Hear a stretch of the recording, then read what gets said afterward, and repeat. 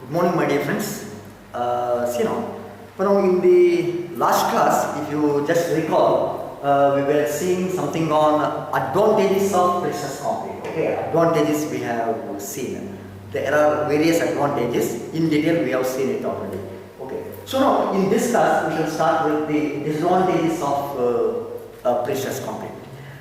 Before disadvantages of precious concrete, I would like to now first explain you, okay, how exactly we are going to do the pre-stressing on the site.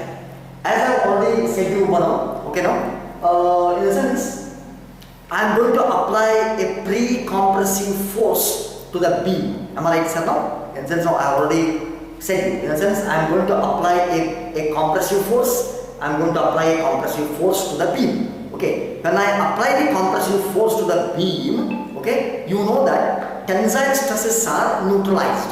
Okay, sir.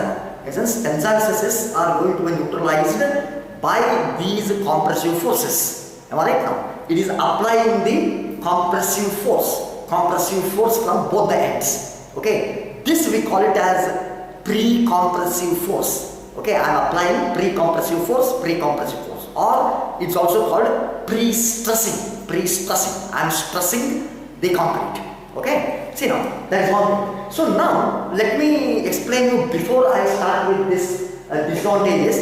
Okay, I will explain you how exactly we can pre-stress a concrete beam. Okay, let us assume that I have got a concrete beam here now. In the formwork, you have already placed the concrete, okay, etc. etc. So now, before you cast this beam, what you are going to do is now, I am going to leave a duct inside, a duct from here to here. I have called this as a duct.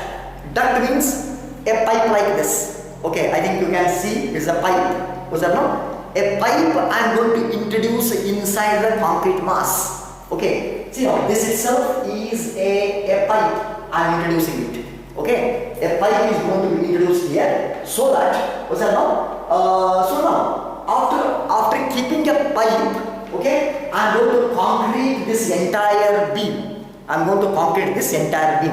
Okay, so now after the concreting is done, and after 28 days of curing of this beam, okay, in this, when it attains its full strength, then what I am going to do is now, through this duct, I am going to pass a high strength steel wire. In sense, this is a steel wire, red one, whatever you are seeing, it's a steel wire or a steel cable. Okay, so now steel cable is going to be passed in this duct like this, and it will run throughout. So now, I have got inside the duct, I have got a steel wire or a steel cable. Now what I am going to do is now, this steel cable is going to be tensioned from both the ends. I am going to stretch it. Completely stretch it. Okay, I am going to pull this cable from this end as well as from this end. When it attains sufficient tensile strength, okay, sir, now when I pull it completely, the cable, okay, then what I am going to do is now, after pulling it here, I am going to anchor it here. Anchor means I am going to tightly wind it up here now. Understood or not? So when I anchor it here, or when I tightly wind this cable here, now what happens? The steel cable would like to come to its original position. What is that now? Because it is under tension now. Now it tries to come to its original position. When it tries to come to its original position, so now automatically what happens is, it applies a compressive force in this direction. Am I right, sir? Now, it is going to apply a compressive force like this on this entire beam. Okay, so now I say that the pre-compressive force is being applied to this beam. Did you understand or not? So now this process we call it as post-tensioning. Post-tensioning means after the concrete is laid into the formwork, what's that now? And after it has attained its strength, I am tensioning the cables and I am anchoring it. I am tightly anchoring it here so that it applies a compressive force to the beam, entire beam. This is how, Baba, the pre-stressing is done. Okay, and this is called post-tensioning. Post-tensioning means after the concrete is hardened, I am transferring the pre-stress to the beam. Did you understand what? So it's called post-tensioning. This is one way of doing the operations of pre-stressing. Baba, there is another way. There is another way how exactly you can do the pre-stressing operations. Assume that I am going to now prepare or manufacture railway sleepers, pre-stressed railway sleepers. So you know, so railway sleepers, you know that we have to do it, thousands of sleepers are required, lakhs together sleepers are required. Am I right now? So what they do is now, okay, usually if it is called Boyer's process.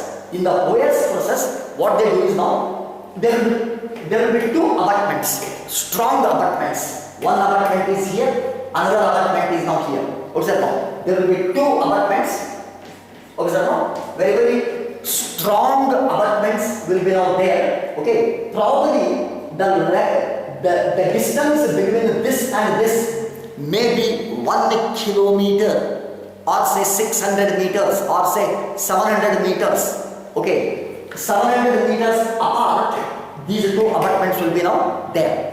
And now what we do is now, I am going to pass here a cable. I am going to pass here a cable, and the cable will be tensioned. Cable will be tensioned, okay, and it is anchored here. And it is anchored here. Now the cable is under tension. The steel wire is under tension. Am I right now? So now what they do, on this cable, I am going to arrange the railway sleepers formwork. Railway sleepers formwork, I am going to arrange them. Okay, and then after arranging these formworks, railway sleeper formworks, I am going to pour the concrete here now. I am going to pour the concrete. Okay, and as soon as the concrete is attains its strength, now what I do is now, I am going to cut this wire, cut this wire. When I cut this wire here, or this steel cable, when I cut it, automatically, since this wire is under tension, okay, as soon as I cut it there, it tries to come back to its original position. Okay, so but it is prevented by doing so because there is a perfect bond between this steel cable and this concrete. Okay, so automatically it tries to apply a sort of a pre-compression to the entire sleeper.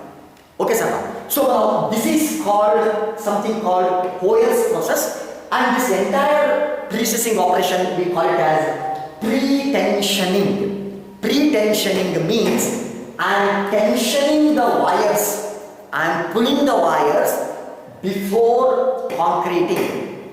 Okay, sir.